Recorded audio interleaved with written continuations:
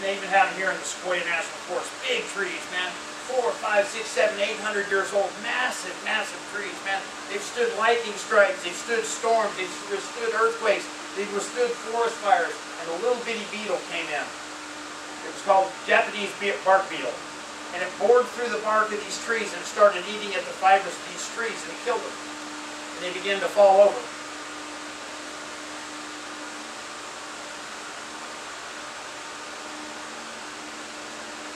That's what sin does in our lives.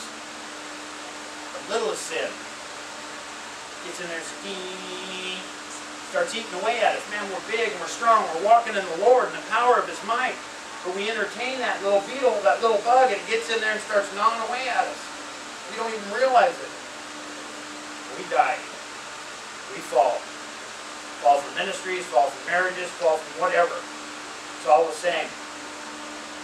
Seems so small and insignificant, but sin continues to gnaw and chew away at our innermost being.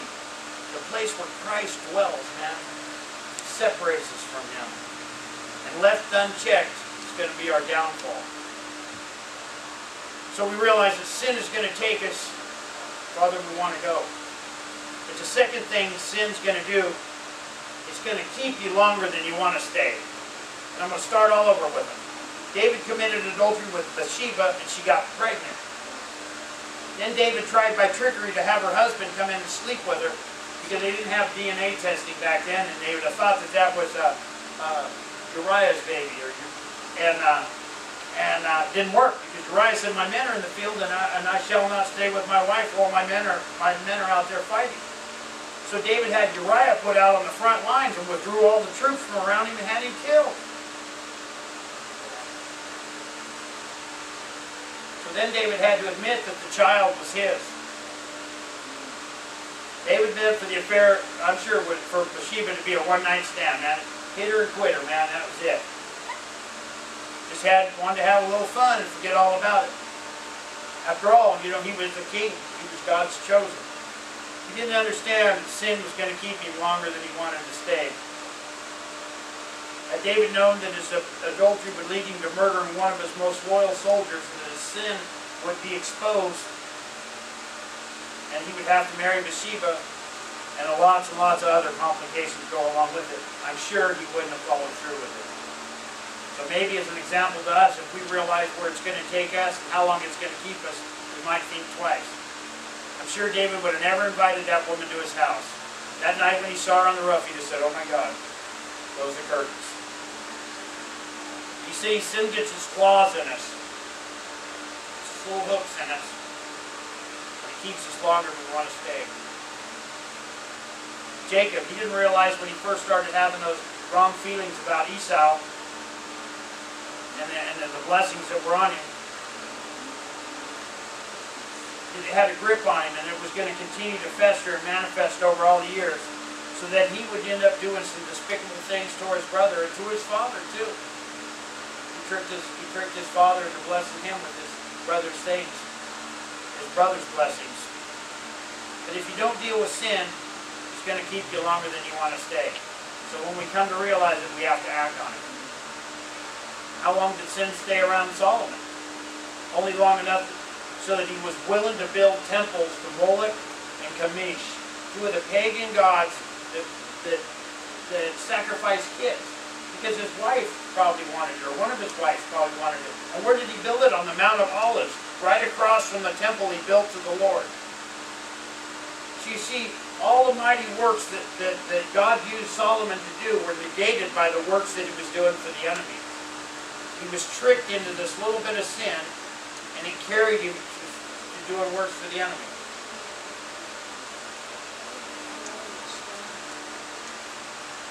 How about the children of Israel?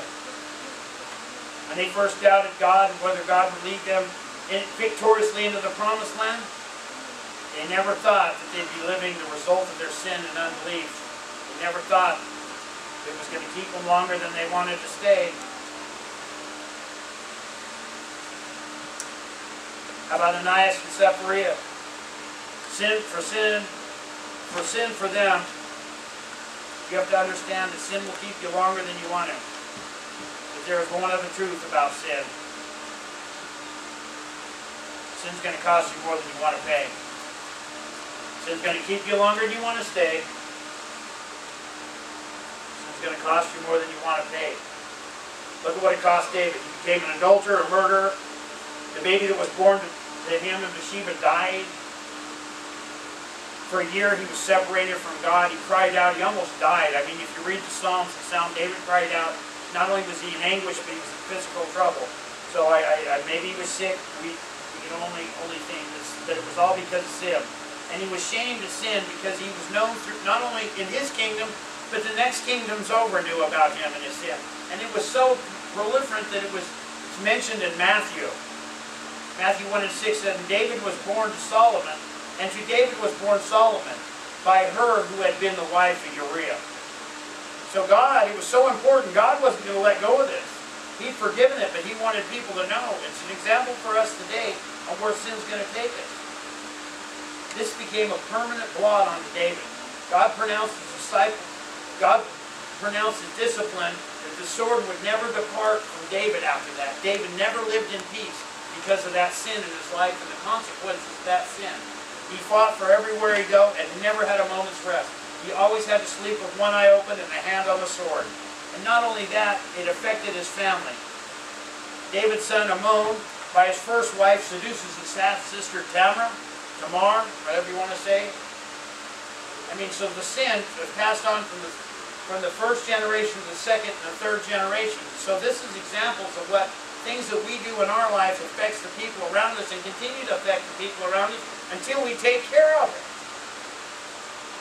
David, his oldest son, by his first wife, seduced his half-sister Tamar. He rapes his half-sister. David's other son, Amnon, killed him. David's other son, Absalom, the one that he loved so much, double-crossed his father, tried to take the throne away, raised up an army and tried to take the kingdom. He started adding it all up. David paid a big cost for that one-night stand.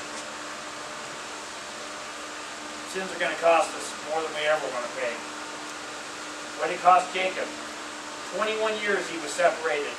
After Esau was going to kill him for stealing his birthright, his mom says, "Go and stay with your relatives over here, and I'll send for you as soon as your brother cools off." It was 21 years later. His mother died. He never got to see his mother again.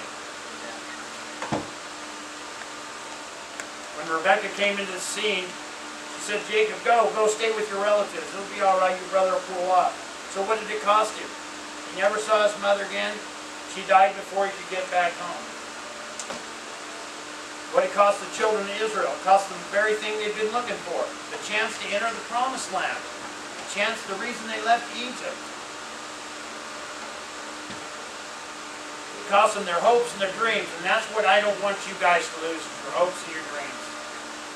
I believe that every one of you in here has a place that God has called you to be. And it's not bound by sin.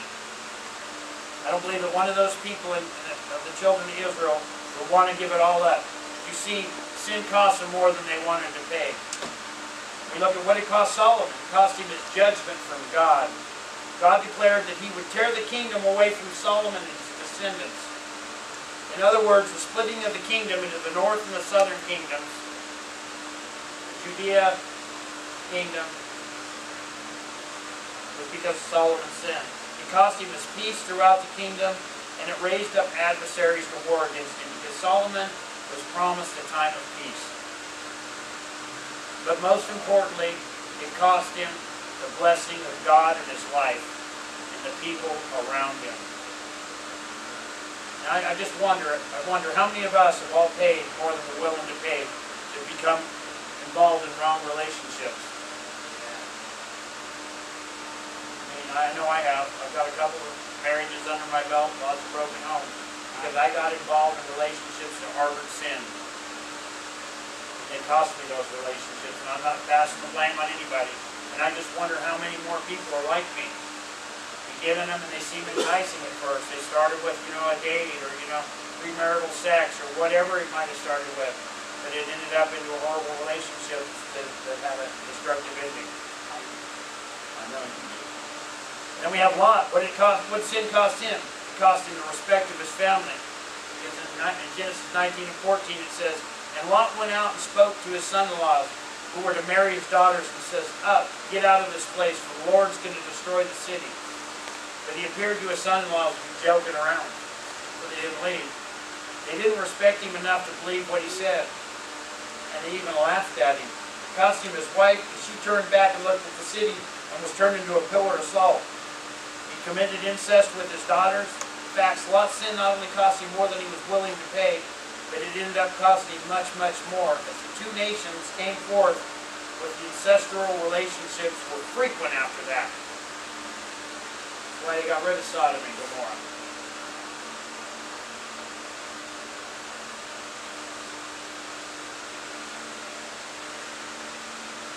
And, you know, I just have to look at how much of this God's revealing to me. It's like I got a mirror out here, I'm preaching into the mirror. You know, and he just continues to peel off layers in my own life, you know, that he's exposing. And so it's an emotional thing for me, because, you know, you get to thinking that your life's really good and that you know, you're doing the best you can, but am I really? How about Ananias and Sapphira?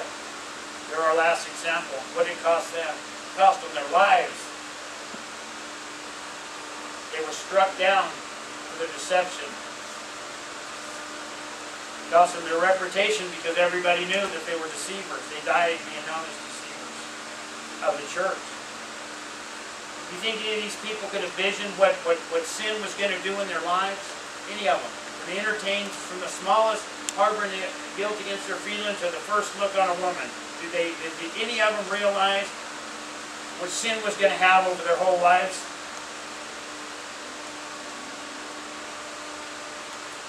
Let me tell you right now, don't be lulled into thinking that you're the exception.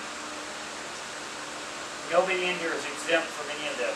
But what you do have is you have a resource in Jesus Christ that will forgive you and wipe it all clean and give you a fresh start at any time through your travels of sin. He'll take them little hooks out of our bodies. There was this guy, man, in the late 1800s. He was they used to call him the baseball evangelist. They called him Big Cat Sammy, man. Big Cat Sammy. And you know, there's lots of books written about Big Cat Sammy, because, you know, coaches used to hate him when he got traded around a lot. He'd end up on their team, because he spent most of the time telling the other players, or even his own players, about sin. You know, and his summer day, Sammy was a fisherman, and he had a son. And Sammy's son went out one day while Sammy was gone. And Sammy loved to fish, man. He took his pitchfork out, man, and going to looking for, he's got his bait bucket, he's looking for these worms, he's rolling logs around, and he rolls this log over and he sees these worms down there. So he starts picking them up, and he's putting them in his bucket. And he gets down to the pond, and he's so excited, he's got these worms, man, and he double hooks this first worm, and he feels stinging in his hand, and he casts the hook out there, bam, he's got a big old catfish. Woo! And he gets it in, he puts it on the stringer, and he gets in there, and he gets another one out, and he feels it stinging in his hand, and he hooks it. He says, man, these worms wiggle good. He casts it out there. Bam, he's got another one. Ooh, I'm on to something, man. And he reaches in there, and he can't hardly get the worm the second time, you know, but he gets it. His hands get stiff. He sits in there, and he casts it out there. Man, 30 minutes later, he's got a stringer full of fish. That's enough, man. I got to go back. Grabs his bait bucket, grabs the stringer, throws him over his shoulder, and he heads back. Had 8 fish with him. Best fishing day he ever had. He was so proud of what he'd accomplished. He's walking down the road, the sheriff pulls up. The sheriff's going to say hi to Sammy. He looks over and his arm's swollen twice its normal size. It's a true story. Twice its normal size. The sheriff says, Sammy, what are you doing? He says, I've been fishing. Got these good worms. He says, come here, let me see. He looks, they're baby rattlesnakes. Throws Sammy in the car, he runs him to the hospital. Sammy dies. True story. Sammy dies. Didn't get to show the catch-off to his dad.